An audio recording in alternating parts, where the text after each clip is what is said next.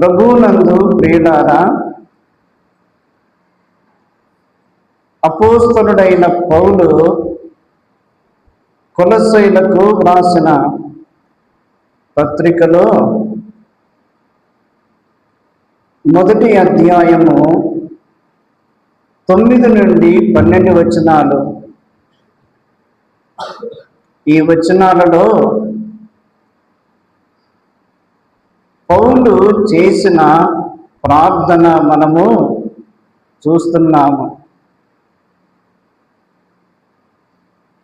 పౌలు కొలస్సీ పట్టణములో ఉన్న పరిశుద్ధులను గూర్చి విన్నాడు. వారు పరలోకమందు నిరీక్షణ కలిగిన వారు అని, వారు విశ్వాసము కలిగిన వారు అని, వారు ప్రేమను కలిగిన వారు అని, వారు సువార్త సత్యములో నిలిచిన వారు అని,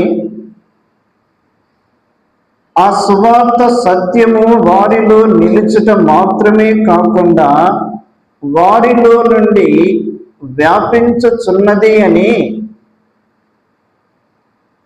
చెరసాలలో ఉన్న పౌలు విని దేవునికి కృతజ్ఞతాస్తుతులు చెల్లించుచున్నాడు.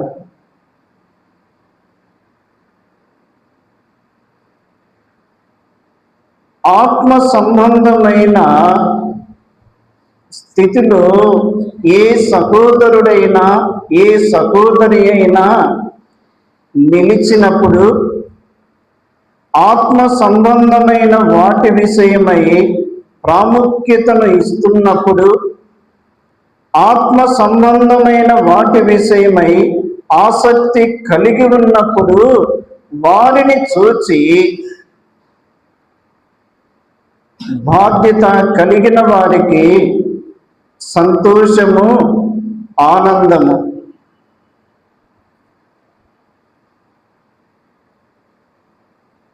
పౌలు తన జీవితములో ఒక పరిచారకుడుగా ఉన్నాడు. పౌలు తన జీవితములో ఒక పరిచారకుడు. ఎవరికి పరిచారకుడు?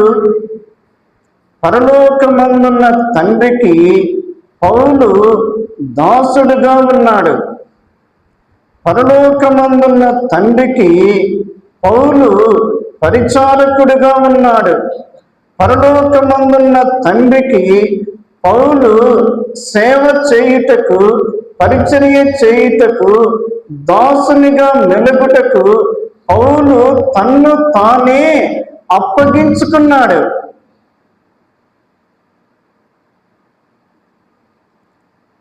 ఇది ఎంత సంతోషకరమైన విషయము!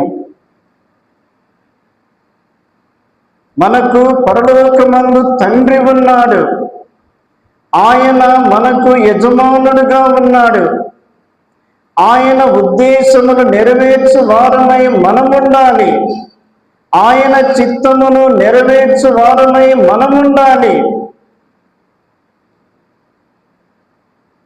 ఆసక్తి విషయములో మాంద్యులము కాక ఆత్మయందు తీవ్రత కలిగి ప్రభువును సేవించుట ప్రతి విశ్వాసి యొక్క బాధ్యత అయి ఉన్నది. పౌలు పరిచారకుడు, క్రీస్తుకు పరిచారకుడుగా ఉన్నాడు. సువార్తకు పరిచారకుడుగా ఉన్నాడు. సంఘమునకు పరిచారకుడుగా ఉన్నాడు.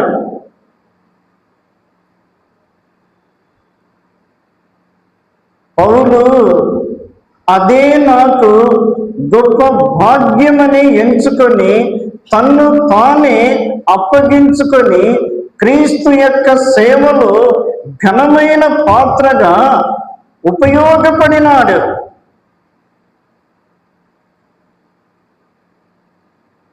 నిన్ను నీవు, నన్ను నేను ప్రభువుకు అప్పగించుకుంటే, ప్రభు కార్యముల యందు మనము ఆసక్తి కలిగి ఉంటే, ప్రభు మనకు ఆయన సమయమును అనుకూలపరచువాడు.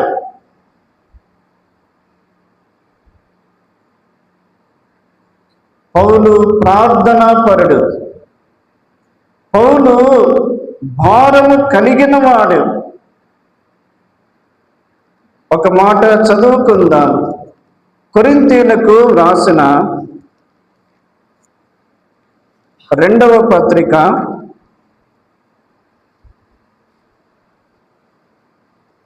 2వ పత్రిక 12వ అధ్యాయము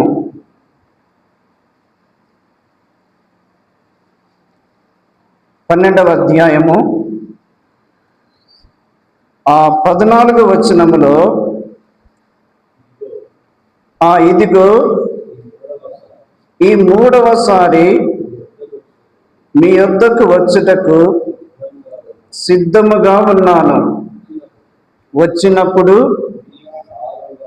మీకు భారముగా ఉండను, మీ సొత్తును కాదు మిమ్మునే కోరుచున్నాను.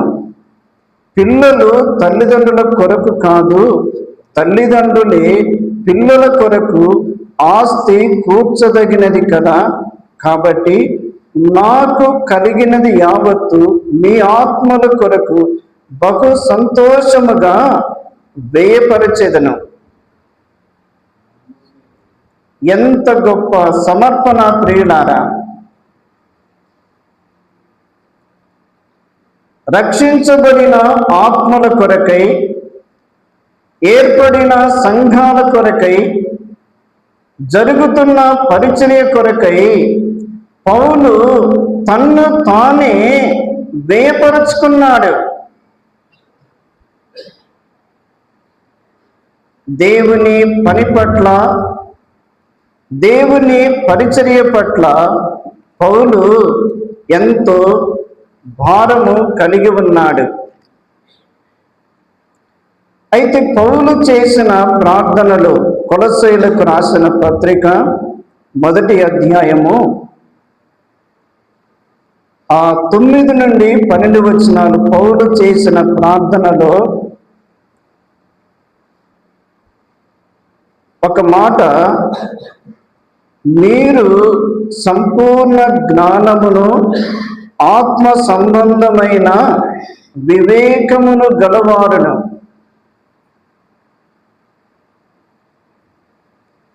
ప్రార్థనలో వ్యక్తిగత విషయాలకు, కుటుంబ విషయాలకు ఎక్కువగా ప్రాముఖ్యతను ఇస్తాము. కానీ పౌలు చేసిన ప్రార్థనలో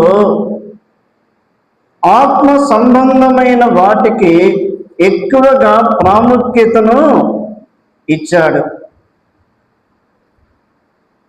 పరిశుద్ధుల యొక్క ఆత్మీయ ఎదుగుదల కొరకై, పరిశుద్ధులు విశ్వాసములో స్థిరపడుట కొరకై, పరిశుద్ధులు వారి క్షేమాభివృద్ధి పొందుట కొరకై, పరిశుద్ధులు పరలోక సంబంధమైన వాటిని పొందుకొనుట కొరకై, పరిశుద్ధులు ప్రభు కొరకై నిలవబడుట కొరకు, వారి కొరకై, వారి ఆత్మీయ క్షేమము కొరకై పౌలు ప్రార్థనలో పోరాడుచున్నాడు.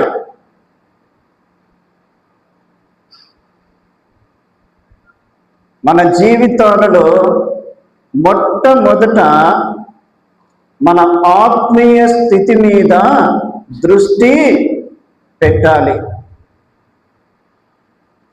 మన ఆత్మీయ జీవితము ప్రభు ఎదుట యోగ్యముగా ఉంటే మనకు కావలసినవన్నీ కూడా ప్రభు సకాలములో సమకూర్చువాడు.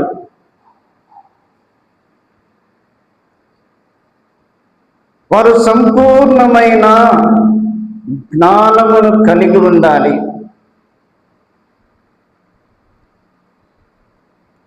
జ్ఞానము అనేది చాలా ప్రాముఖ్యమైనది.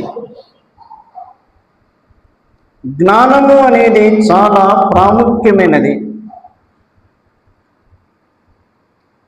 సామెతల గ్రంథము 14వ అధ్యాయము 15వ వచనములో, జ్ఞానము లేనివాడు ప్రతి మాట నమ్మును. జ్ఞానము లేనివాడు ప్రతి మాట నమ్మును.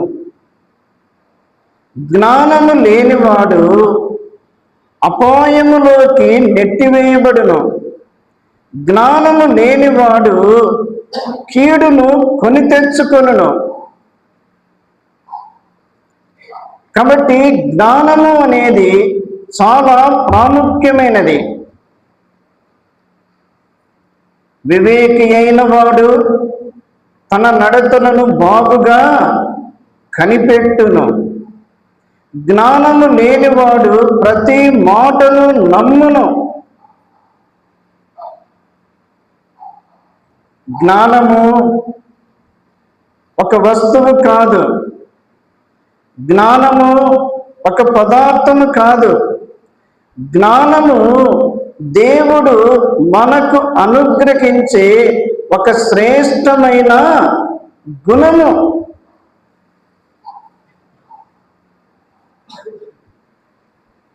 పేతురు తన 2వ పత్రికలో అమర్చుకొనవలసినవి కొన్ని గుణాలు జ్ఞాపకం చేశాడు. అందులో ఒకటి జ్ఞానము.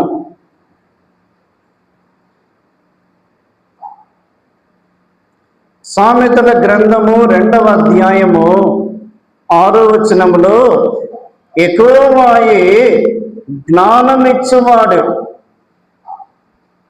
యెహోవాయే జ్ఞానమిచ్చువాడు.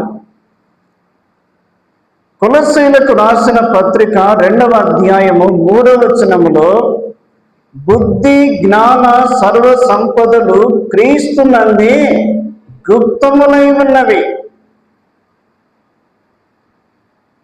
బుద్ధి జ్ఞాన సర్వ సంపదలు ఆయన యందు ఉన్నవి, ఆయన యొద్ద ఉన్నవి. ఆయన మనకు అనుగ్రహించువాడు.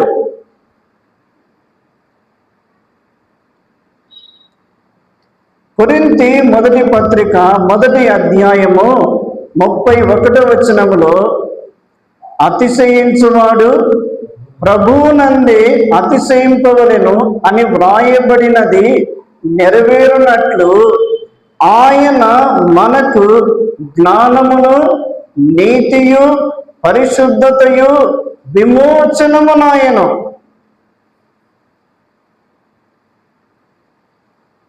కాబట్టి జ్ఞానమునిచ్చువాడు ఆయనే, జ్ఞానమునకు మూలాధారము ఆయనే, జ్ఞాన బుద్ధి సర్వసంపదలు ఆయన యొద్ద ఉన్నవి.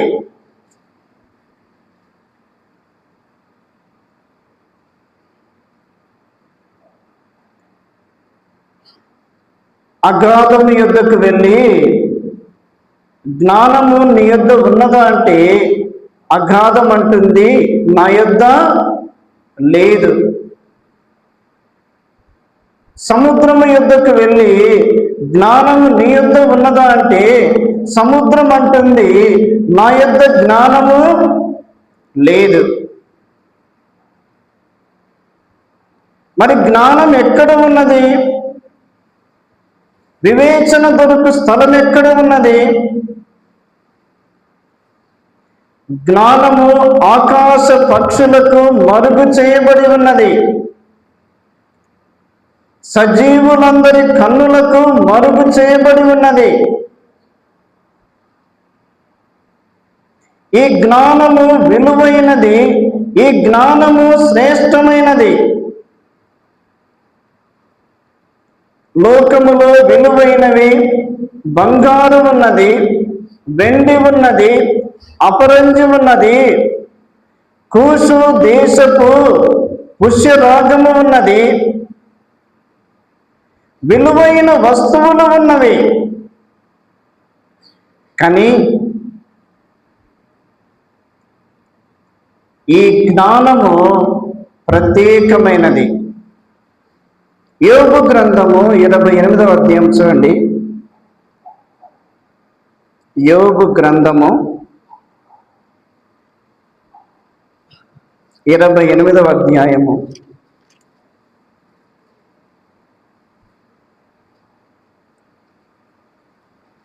28వ అధ్యాయము 17వ వచనములో, సువర్ణమైనను స్ఫటికమైనను దానితో సాటి కావు, ప్రశస్తమైన బంగారు నగలకు ప్రతిగా అది ఇయ్యబడదు, పగడముల పేరు ముత్యముల పేరు దాని ఎదుట ఎత్తనే కూడదు, జ్ఞాన సంపాద్యము కెంపుల కన్నా కోరదగినది. ఎంత విలువైనదో జ్ఞానము మనం ఆలోచన చేయాలి. బంగారము కంటే, వెండి కంటే, అపరంజి కంటే, సువర్ణము కంటే, స్ఫటికము కంటే, లోకములో విలువైన వస్తువుల కంటే జ్ఞానము అనేది ఎంతో విలువైనది. విలువైన వాటికి ప్రతిగా జ్ఞానము ఇయ్యబడదు. ఈ జ్ఞానం ఎవరు? మన ప్రభు అయిన యేసుక్రీస్తే. ఆయన యొద్ద జ్ఞానము ఉన్నది. ఈ జ్ఞానమును కలిగి ఉన్నవాడు ధన్యుడు. ఈ జ్ఞానమును ప్రక్కన పెట్టి లోక సంబంధమైన జ్ఞానముతో నింపబడుతూ ఉన్నాడు. లోక సంబంధమైన జ్ఞానము ఎంత ఉన్నా, లోక సంబంధమైన జ్ఞానము కంటే దైవ సంబంధమైన జ్ఞానము మిన్నయైనది.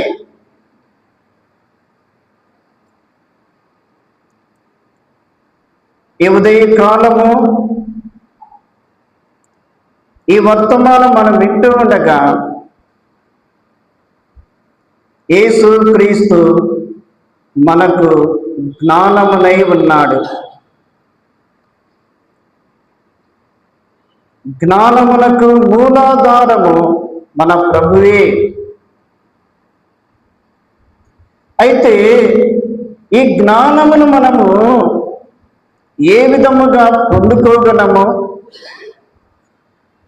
ఈ జ్ఞానమును మనము ఏ విధముగా పొందుకోగలము? ఒక 4 మాటలు జ్ఞాపకం చేస్తాను. ఒకటి చూడండి, యోబు గ్రంథము 28వ అధ్యాయము 28వ వచనము, మరియు యెహోవా యందలి భయభక్తులే జ్ఞానమనియు, దుష్టత్వము విడుచుటయే వివేకమనియు ఆయన నరులకు సెలవిచ్చెను. దేవుని యొద్ద నుండి జ్ఞానమును మనం పొందుకొనుట ఎలాగూ? జ్ఞానమునకు మూలము మన ప్రభువే, జ్ఞానమునకు ఆధారము మన ప్రభువే, జ్ఞానమునకు ముఖ్యాంశము మన ప్రభువే. ఆ జ్ఞానము మనము ఆయన యొద్ద నుండి ఏ విధముగా పొందుకొనగలము? ఒకటి, దేవుని యందు భయభక్తులు కలిగి ఉండాలి. దేవుని యందు భయభక్తులు కలిగి ఉంటే దేవుడు మనకు జ్ఞానమును ఇచ్చువాడు. భయము భక్తి రెండు కలిసి ప్రయాణము చేస్తున్నాయి. మీరు దేవుని గ్రంథములు చదవండి, ఎక్కడ చూసినా కూడా భయము భక్తి, భయము భక్తి, భయభక్తులు భయభక్తులు.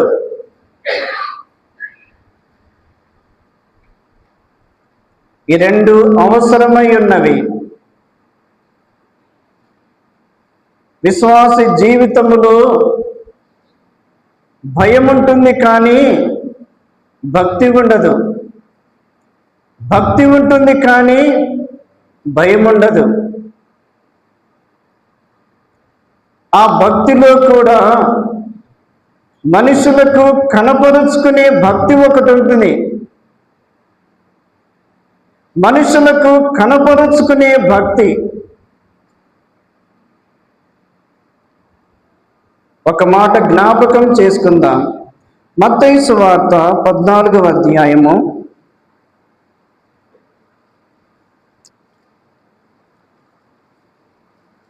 15వ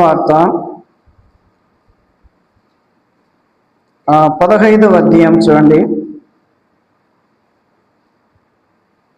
15వ అధ్యాయంలో 7 నుండి 9 వచనాల్లో, ఈ ప్రజలు తమ పెదవులతో నన్ను ఘనపరచుదురు కానీ వారి హృదయము నాకు దూరముగా ఉన్నది. మనుష్యులు కల్పించిన పద్ధతులు దైవోపదేశములని బోధించుచు వారు నన్ను వ్యర్థముగా ఆరాధించుచున్నారు. ఎటువంటి భక్తి? పెదవులతో ఘనపరిచే భక్తి. వారు పెదవులతో నన్ను ఘనపరచుదురు కానీ వారి హృదయము నాకు దూరముగా ఉన్నది. పరీక్షించుకుందాం. మన హృదయము దేవునికి దగ్గరగా ఉన్నదా? మన హృదయము దేవునికి సమీపముగా ఉన్నదా? మన హృదయము దేవుని దృష్టికి యోగ్యముగా ఉన్నదా? మన హృదయము కడుగబడినదా? మన హృదయము సరిచేయబడినదా? మన హృదయము చక్కపరచబడినదా? మన హృదయము ఆయనకు ఇష్టమైన రీతిలో ఉన్నదా? అలాగున ఉంటే మన ఆరాధన ఆయనకు ఆనందకరముగా ఉంటుంది. పైకి భక్తి గల వారి వలె ఉండి దాని శక్తిని ఆశ్రయించని ఈనాటి క్రైస్తవులు ఉన్నారు. ప్రియులారా, భయము భక్తి రెండు ప్రాముఖ్యమైనవి. సామెతల గ్రంథము 28వ అధ్యాయము 13వ వచనములో, అతిక్రమములు దాచిపెట్టువాడు వర్ధిల్లడు, వాటిని ఒప్పుకొని విడిచిపెట్టువాడు కనికరము పొందును. 14వ వచనములో, నిత్యము భయము కలిగి ప్రవర్తించువాడు ధన్యుడు, హృదయమును కఠినపరుచుకునివాడు కీడులో పడును. భయము అనేది దేవుని ఎదుట మనం కనపరచాలి. మనము ఏ స్థలములో ఉన్నా, ఏ ప్రాంతములో ఉన్నా, ఏ ప్రదేశములో ఉన్నా నన్ను ఆయన చూస్తూ ఉన్నాడు, నన్ను ఆయన గమనిస్తూ ఉన్నాడు, నన్ను ఆయన పరిశీలన చేస్తూ ఉన్నాడు, నా తలంపులు ఆయన ఎరిగి ఉన్నాడు అనే గ్రహింపు మనం కలిగి ఉంటే దేవునికి మనము తప్పక భయపడతాము. దేవుని సన్నిధికి మనము సిద్ధపాటు కలిగి రావాలి. కాబట్టి దేవుని యందు భయభక్తులు కలిగి ఉండుట జ్ఞానమునకు మూలము. కీర్తనల గ్రంథము 34వ కీర్తన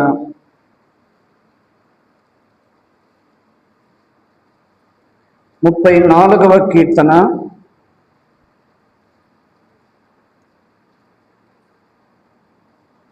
11వ వచనములో, పిల్లలారా మీరు వచ్చి నా మాట వినుడి, యెహోవా యందలి భయభక్తులు మీకు నేర్పెదను. ఏమి నేర్పిస్తాడు? భయభక్తులు ప్రభువు నేర్పిస్తాడు. నేర్పించే గురువు దగ్గర పిల్లలు ఎలా ఉండాలి? చాలా ఒదిగి ఉండాలి, చాలా దీనులై ఉండాలి. నా ఎదుట గురువు ఉన్నాడు అనే భయముతోటి పిల్లలు ఉంటారు.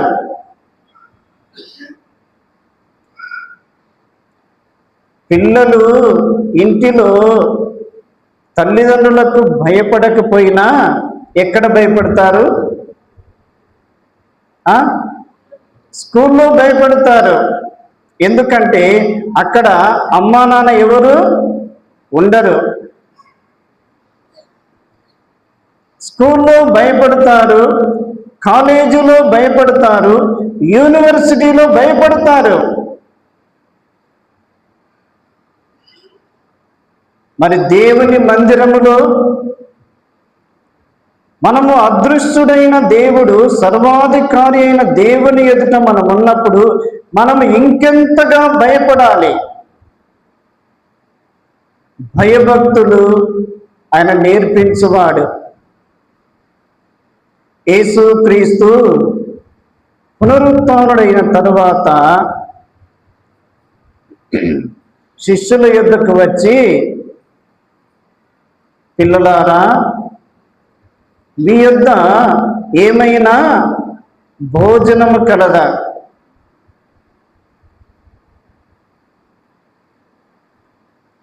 శిష్యులు ప్రభు దృష్టిలో ఎలా కనబడుతున్నారు? చిన్న పిల్లలు. మనము కూడా ఈ లోక యాత్ర ముగించే వరకు ప్రభు ఎదుట నీవు నేను ప్రతి ఒక్కొక్కరము కూడా మనమెవరము? చిన్న పిల్లలము. ఆ మనస్సు మనం కలిగి ఉంటే ఈ చిన్న పిల్లలను ప్రభు ఆశీర్వదించి ఘనమైన పాత్రలుగా నిలువబెట్టుకొనును. దేవుని యందు భయభక్తులు కలిగి ఉండుట మనము నేర్చుకోవాలి. రెండవదిగా సామెతల గ్రంథము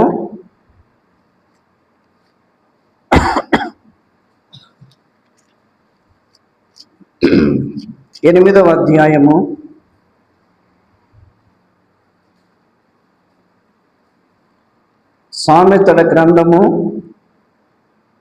8వ అధ్యాయము 10వ వచనములో, వెండికి ఆశపడక నా ఉపదేశము అంగీకరించుడి, మేలిమి బంగారు నాశింపక తెలివినందుడి, జ్ఞానము ముత్యముల కన్నా శ్రేష్టమైనది, విలువగల సొత్తు లేవియు దానితో సాటి కావు.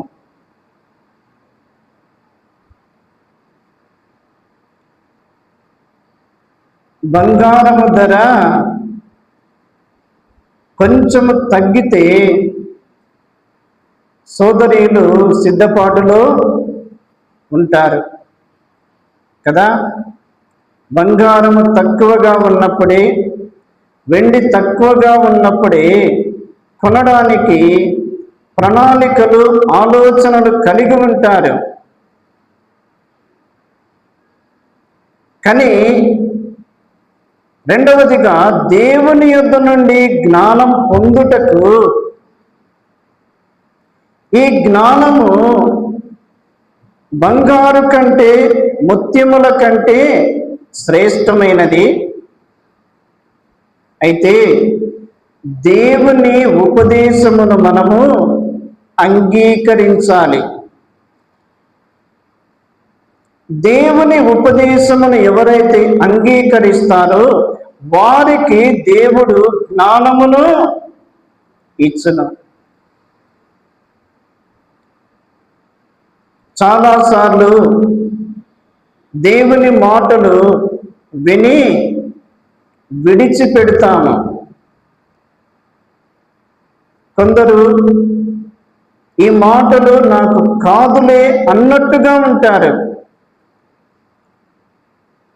దేవుని వాక్యము, దేవుని సందేశము మనకు ఎప్పటికైనా మేలు, క్షేమము, ఆశీర్వాదము దయచేయును. ఇక్కడే సామెతల గ్రంథము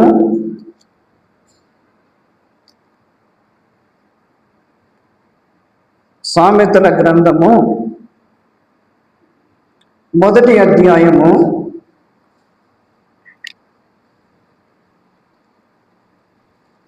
33వ వచనము.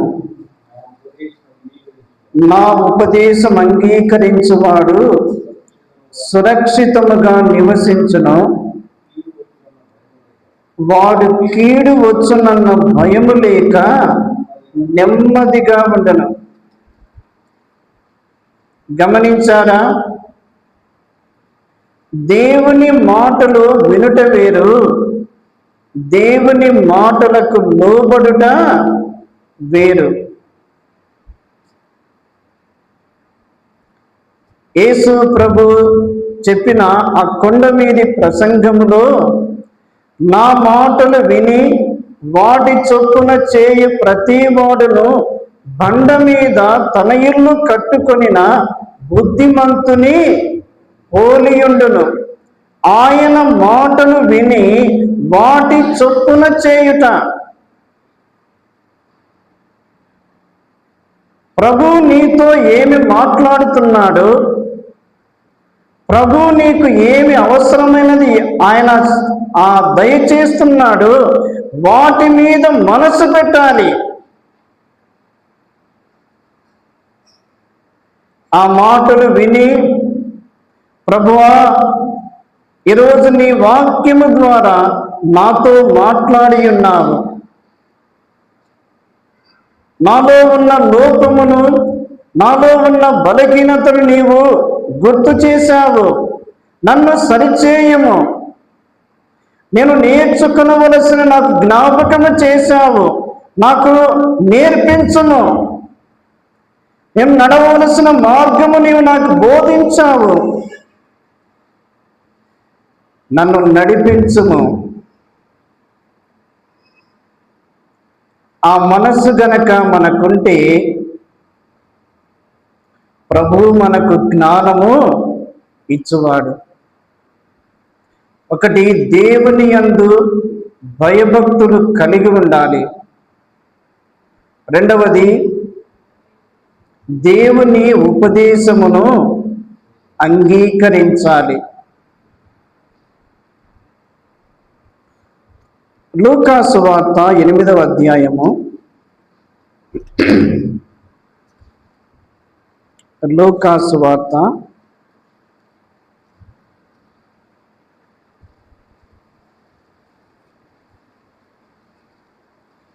8వ అధ్యాయము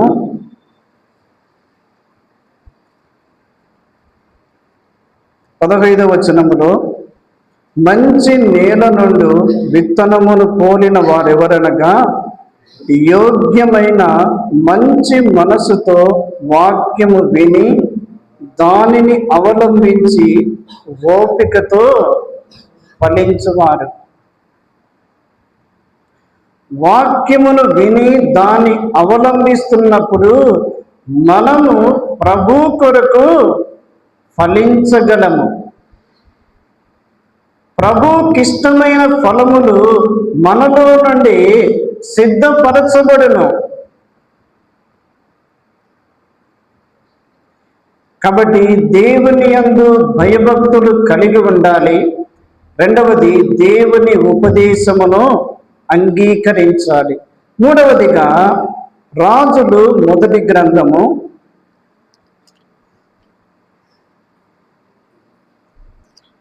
1వ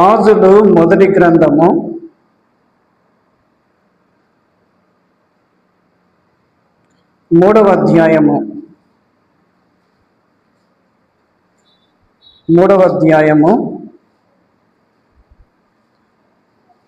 10వ వచనములో సొలొమోను చేసిన ఈ మనవి ప్రభువునకు అనుకూలమాయను గనుక దేవుడు అతనికి ఇలాగు సెలవిచ్చెను, దీర్ఘాయువునైనను ఐశ్వర్యమునైనను నీ శత్రువుల ప్రాణమునైనను అడగక న్యాయములను గ్రహించుటకు వివేకం అనుగ్రహించుమని నీవు అడిగితివి.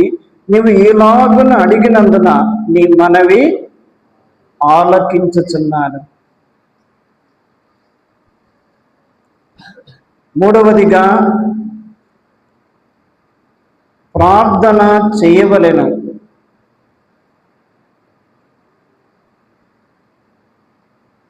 నీ జీవితము కొరకై, నీ ఆత్మీయ స్థితి కొరకై నీకు ఏది అక్కరగా ఉన్నదో, అనగా ఆత్మ సంబంధమైనవి ఏవి అక్కరగా ఉన్నవో వాటిని దయచేయమని ప్రభువుకు ప్రార్థన చేస్తే ప్రభు తప్పక ఇచ్చువాడు.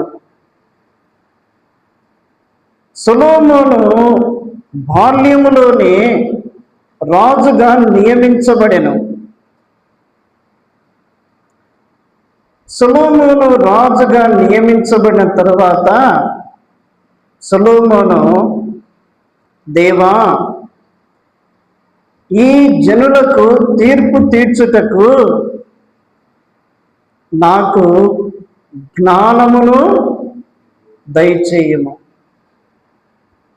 జ్ఞానమును దయచేయము. నీ జనులకు న్యాయము తీర్చున్నట్లు నీ దాసుడనైన నాకు వివేకము గల హృదయము దయచేయము.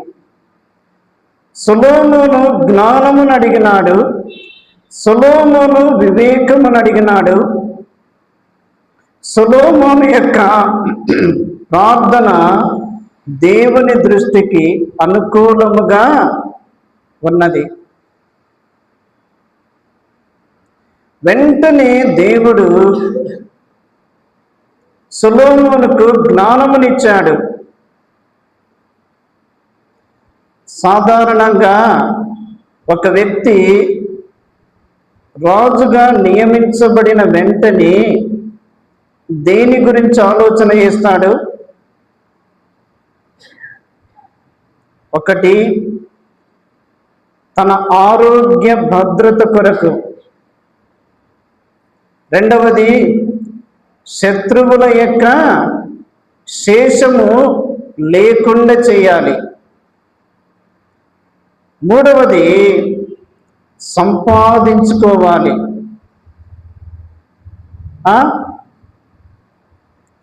దేవుడు సొలొమోనుకు తర్వాత చెప్పాడు, దీర్ఘాయువునైనను శత్రువుల ప్రాణమునైనను ఐశ్వర్యమునైనను నీవు అడుగకపోయినను నేను వాటిని నీ జ్ఞానమునకు బదులుగా ఇచ్చుచున్నాను. మొదటి యోహాను పత్రిక 3వ అధ్యాయములో ఒక మాట వ్రాయబడి ఉంది. అది మనము గుర్తు పెట్టుకోవాలి. మొదటి యోహాను పత్రిక 3వ అధ్యాయము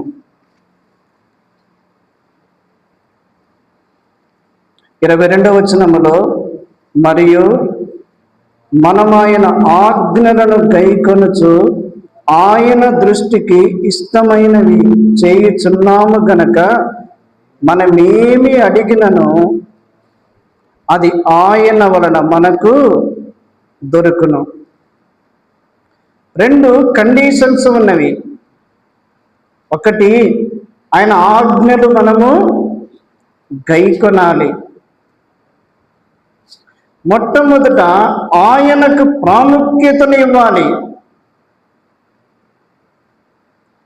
ఆయన సన్నిధికి, ఆయన మందిరానికి, ఆయన సహవాసానికి, ఆయన వాక్యానికి మనము మొట్టమొదటిగా ప్రాముఖ్యతను మనం ఇచ్చి రెండవదిగా ఆయన దృష్టికి ఇష్టమైనవి మనము చేస్తూ ఉన్నప్పుడు మనం ఏది అడిగినను ఆయన మనకు ఇచ్చువాడు. కొన్నిసార్లు అనేకుల కొరకు ప్రార్థన చేసి నీ కొరకు, నీ కుటుంబం కొరకు నీవు ప్రార్థన చేయకపోయినను ఆయన ఇస్తాడు. అంత నమ్మకమైన దేవుడు. ఒకటి, దేవుని యందు భయభక్తులు కలిగి ఉండాలి. రెండవది, దేవుని ఉపదేశమును అంగీకరించాలి. మూడవది, ప్రార్థన చేసుకోవాలి. నాలుగవది జ్ఞాపకం చేసి నేను ముగిస్తాను. సామెతల గ్రంథము 3వ అధ్యాయము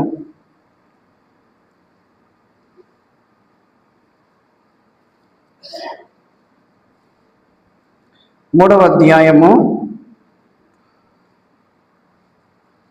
వచనములో, నేను జ్ఞానిని గదా అని నీవు అనుకొనవద్దు, యెహోవా యందు భయభక్తులు కలిగి చెడుతనము విడిచిపెట్టుము, అప్పుడు నీ దేహమునకు ఆరోగ్యమును నీ ఎముకలకు సత్తువయు కలుగును. ఏం విడిచిపెట్టాలి? చెడుతనమును విడిచిపెట్టాలి. చెడుతనమును విడిచిపెట్టాలి అంటే, చెడ్డదానిని అసహ్యించుకోవాలి అంటే, మంచి దానిని మనము హత్తుకోవాలి. దేవుని యందు భయభక్తులు కలిగి లోకములో జీవిస్తున్నప్పుడు చెడు అనేది ఆటోమేటిక్గా మన నుండి క్రమక్రమముగా దూరమవుతుంది. ఎందుకంటే దేవుని యందు భయభక్తులు కలిగి ఉన్న ఈ మాధుర్యము ఎదుట, ఈ శ్రేష్టమైన సంతృప్తి ఎదుట ఆ చెడ్డది మనకు ఎంతో నీచముగా కనబడుతుంది.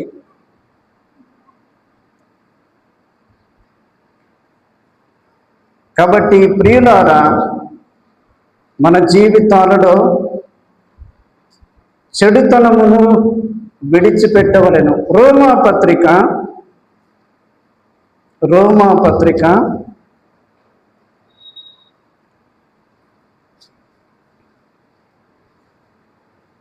12వ అధ్యాయము 9వ వచనములో,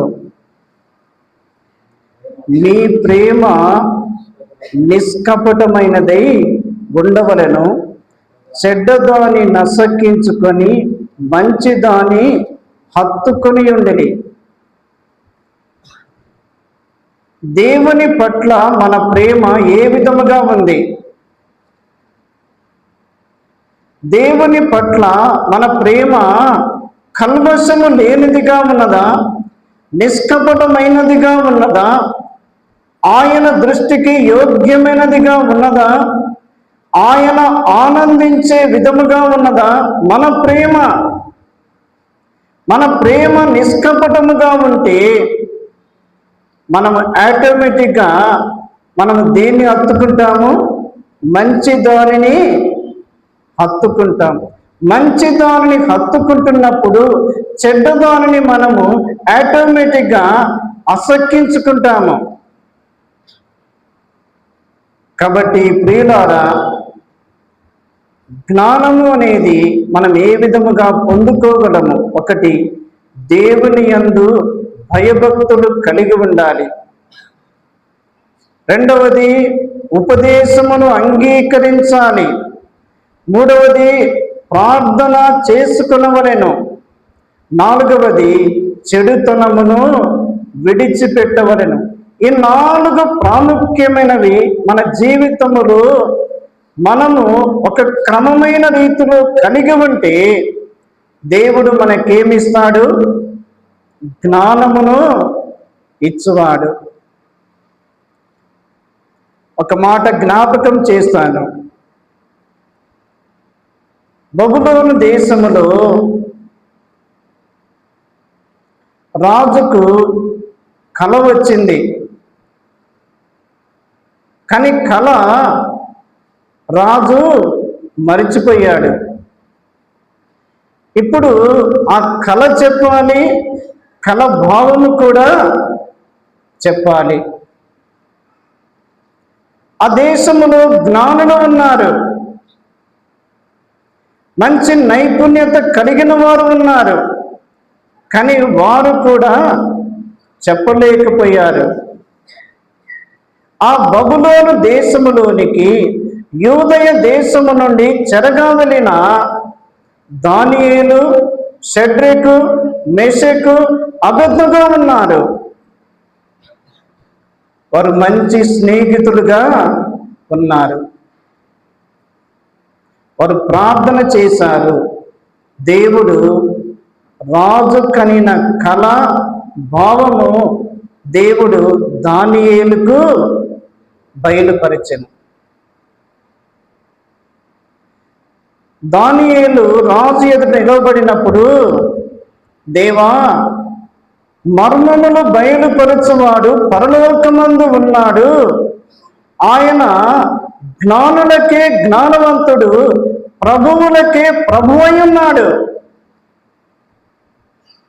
ఆయన నీకు తప్పక బయలుపరచును.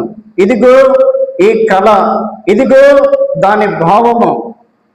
దానియేలు తెలియపరిచాడు. రాజు వెంటనే దానియేలుకు సాష్టాంగ నమస్కారము చేశాను.